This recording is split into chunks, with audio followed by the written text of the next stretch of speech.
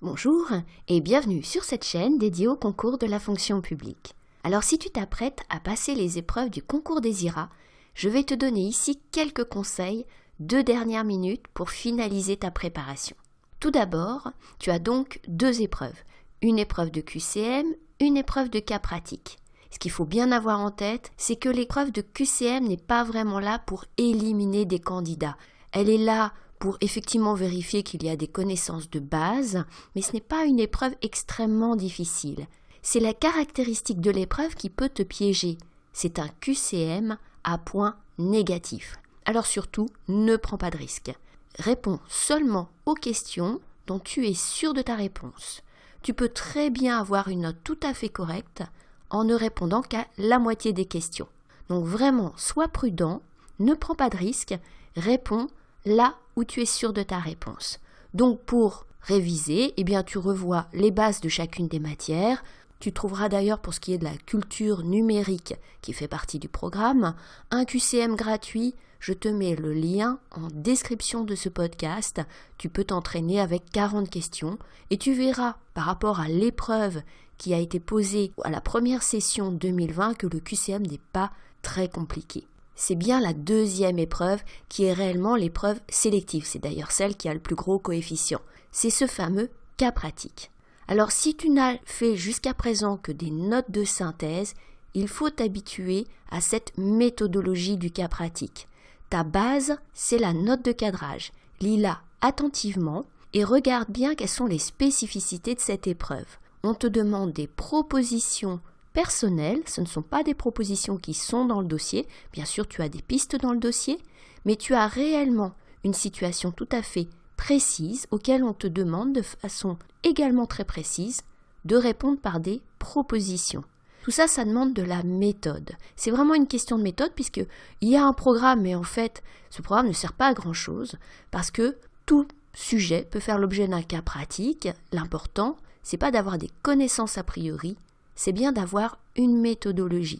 Tu trouveras là aussi en description de ce podcast une méthodologie que je te propose et tu peux aussi regarder sur cette même chaîne la playlist avec tous les podcasts sur la méthodologie du cas pratique. Si tu as déjà eu l'occasion de passer des épreuves de notes avec proposition, il faut là aussi que tu vois les certaines spécificités de cette épreuve de cas pratique. Tu es peut-être habitué à la note en 2 parties, une partie qui présente un dispositif, une deuxième partie qui l'applique dans un contexte particulier. Ici, on te demande un plan un peu différent, avec 3 parties, une première partie sur le contexte général, une deuxième partie qui est vraiment la partie essentielle sur l'analyse contextualisée. En fait, ça veut dire une analyse du dispositif, mais sur le cas précis qu'on te présente dans le sujet. Et puis, cette dernière partie sur les propositions, qui pour le coup peut être assez courte. On te demande 3-4 propositions et non pas tout un plan d'action. Pour t'y préparer, le mieux, c'est d'aller voir le sujet qui a finalement été annulé lors de la session de 2020, la première session de juin 2020. Ce sujet portait sur les opérations de revitalisation territoriale. Quand je te dis ça, bien sûr, tu ne connais certainement pas ce que c'est. Et tu vois que tu auras beau avoir travaillé tout un programme, il est probable que tu n'aies pas de connaissances précises sur ce sujet. Mais c'est pas grave.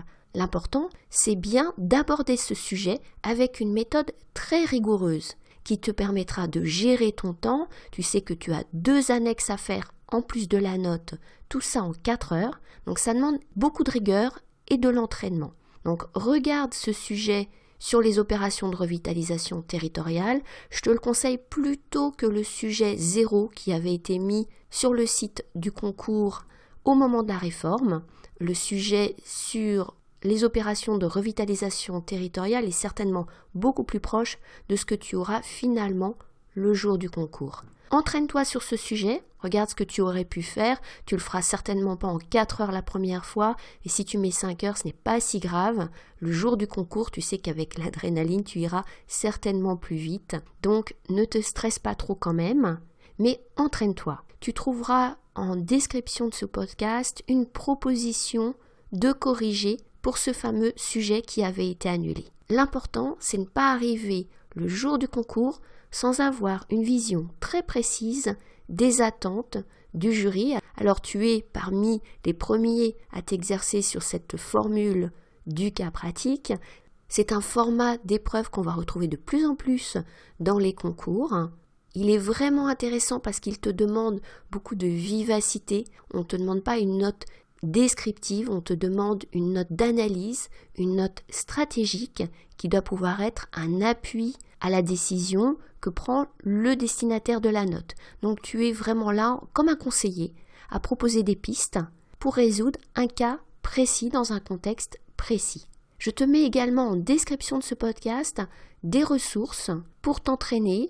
Tu vas trouver des ressources qui sont à la fois sur Internet et des ressources qui sont sur Slack, sur un espace de partage que j'ai créé pour que les candidats au concours de la fonction publique puissent échanger, puissent partager et puis me poser des questions éventuellement.